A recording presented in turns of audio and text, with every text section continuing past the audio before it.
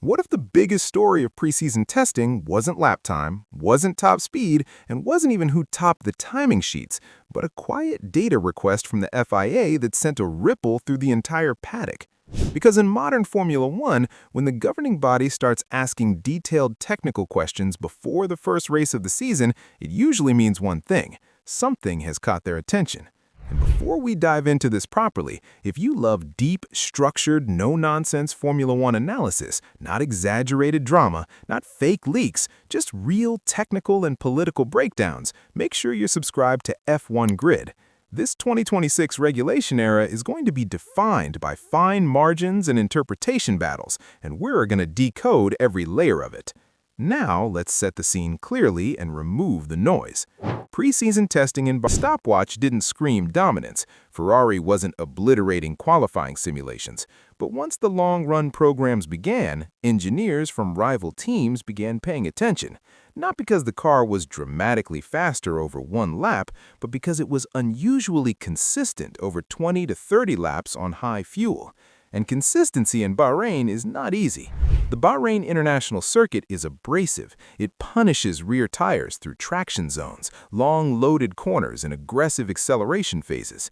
Typically, degradation curves show clear thermal spikes, followed by gradual drop-off. That's normal, that's physics. But Ferrari's rear tire data appeared remarkably linear. The SF26 entered its thermal window cleanly and remained there with minimal fluctuation. No sharp overheating phase, no sudden collapse in lap time, just controlled, repeatable performance. In Formula One terms, that suggests platform stability, a car that isn't dynamically shifting unpredictably under load transfer. So where did the FIA come into this? Reports indicated that the governing body requested standard telemetry data relating to dynamic ride heights, suspension behavior, and aerodynamic mapping during load transitions. That is not an accusation. It is also not unusual in isolation. The FIA regularly requests data when something stands out, especially under new regulation frameworks. But timing matters. When a team demonstrates a particularly refined interpretation early in a regulation cycle, scrutiny increases. That's procedural vigilance. Let's break down what likely triggered the curiosity. Observers noted that the SF26 looked extremely composed during braking to throttle transitions. Under heavy braking, the car compressed smoothly without visible oscillation. On corner exit, traction appeared progressive rather than snappy. On the straight, ride height stabilized efficiently without excessive porpoising or pitch instability. That breathing behavior, how a car moves dynamically through braking, rotation, and acceleration, is largely influenced by suspension geometry and mechanical setup philosophy. If Ferrari has optimized rear suspension kinematics to maintain a stable aero platform while protecting tire surface temperature, that is not illegal. It is simply good engineering. But because the 2026 regulations heavily reshape aerodynamic load distribution and power unit deployment balance, the rear axle becomes even more critical. A stable rear platform means predictable diffuser performance. Predictable diffuser performance means smoother energy transfer to the tires. And smoother energy transfer reduces microsliding, the tiny slips that overheat surface rubber over time. That's the kind of marginal gain that doesn't show up as headline lap time, but becomes decisive over race distance. Now, let's add another layer: Lewis Hamilton. After a challenging first season in Ferrari Red, where expectations and results didn't align, the narrative surrounding Hamilton shifted dramatically. It wasn't about single race performance, it was about long-term adaptation. Critics questioned whether he could reshape a team dynamic the way he once did at Mercedes. But something changed during the development of the 2026 project. For the first time at Ferrari, Hamilton wasn't stepping into a fully defined concept mid-cycle. He was embedded early in the regulatory reset. That matters. Drivers of his experience contribute heavily to platform direction, simulator feedback, and development priorities, especially in mechanical balance areas. Following testing, Hamilton described himself as reset and renewed. That statement wasn't dramatic, it was measured, but it reflected belief in the foundation beneath him. If the SF26 truly offers a stable, confidence-inspiring rear end, the exact characteristic Hamilton historically thrives on, that could be significant. But we must separate two things: FIA data requests and wrongdoing. Is fully compliant, and the FIA's review simply confirms legality. In that case, the message to the grid is powerful. Ferrari may have found a superior suspension and platform balance philosophy within the regulation framework. If that holds, the benefits are substantial: longer stint flexibility, reduced degradation spikes under safety car restarts, greater strategic freedom during undercut battles, and less reliance on pole position to control races. Consistency wins championships more often than single-lap brilliance. Now, scenario 2, the FIA introduces a clarifying technical directive, not declaring anything illegal, but tightening interpretation boundaries. This has happened before across multiple teams in various seasons. In that case, Ferrari would adjust. The question then becomes how deeply the platform concept relies on that interpretation.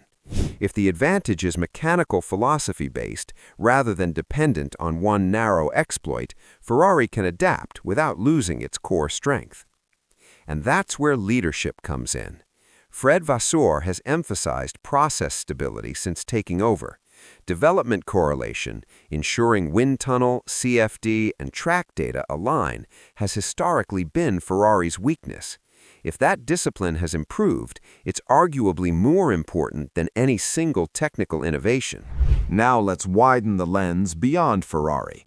The 2026 regulations are reshaping power units with greater electrical deployment emphasis, revised combustion balance, and lighter chassis targets. That inherently increases traction sensitivity. Rear tire management will be even more critical because torque delivery profiles shift under new hybrid strategies.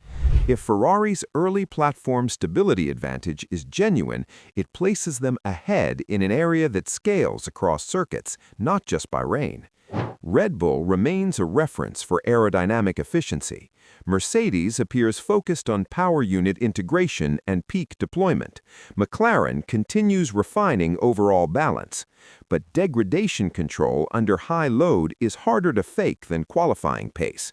Sandbagging a one-lap run is easy. Masking 30 laps of consistent thermal behavior is far more complex. Now let's return to Hamilton specifically. Great drivers often talk about feeling the rear. It's not just grip, it's predictable. A car that communicates limit behavior clearly allows aggressive yet controlled driving. Hamilton historically excels when he can rotate the car progressively without rear snap. If the SF26 offers that trait, it reactivates a core strength of his driving style. However, Formula One is unforgiving. One strong test does not guarantee dominance. Correlation can mislead. Engine modes remain unknown. Fuel loads vary. Weather windows distort perception. The only true verification comes at the first race, and here's the crucial point for F1 grid viewers. This isn't about conspiracy, it's about interpretation margins. Every regulation reset produces innovation. Some survive scrutiny, some get clarified, some force adaptation. What makes this fascinating is timing. Ferrari showing disciplined rear platform stability right as the new era begins sends a message. Whether it becomes a defining advantage or simply an early season talking point depends on how it translates under race pressure. Because preseason confidence is fragile. It must survive high track temperature variation, wheel-to-wheel turbulence, strategy chaos, and mid-season update cycles. And that brings us to the psychological dimension. Hamilton, after a year of criticism, appears composed, not defensive, not reactive, composed. That mindset shift is critical. Championship campaigns require emotional stability just as much as mechanical balance.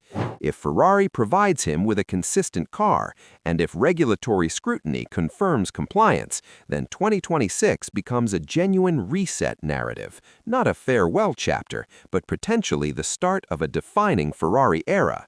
But if correlation breaks under real race conditions, or if clarifications trim performance edges, then the grid tightens instantly. And that's what makes this moment compelling. Not a scandal, not drama, but uncertainty at the edge of innovation. So here's the real question. Has Ferrari genuinely unlocked a superior rear platform philosophy within the rules? Or is this simply the natural spotlight that shines on any team that looks too composed too early? We won't get that answer from press conferences. We won't get it from data requests. We'll get it on lap 1, race 1, when fuel loads are heavy, tires are cold, and real pressure begins. If you made it this far, you understand something important. Modern Formula One titles aren't won just by outright speed. They're won by development discipline, regulatory interpretation, and mental resilience across 24 races. So as we head into the opening round, ask yourself this. If Ferrari's rear stability holds, does that quietly shift the championship balance before a single point is scored? Let me know your thoughts in the comments. And if you want deeper, smarter F1 analysis all season long, make sure you're subscribed to F1 Grid, because when the politics, the engineering, and the racing collide, we'll be breaking it down properly.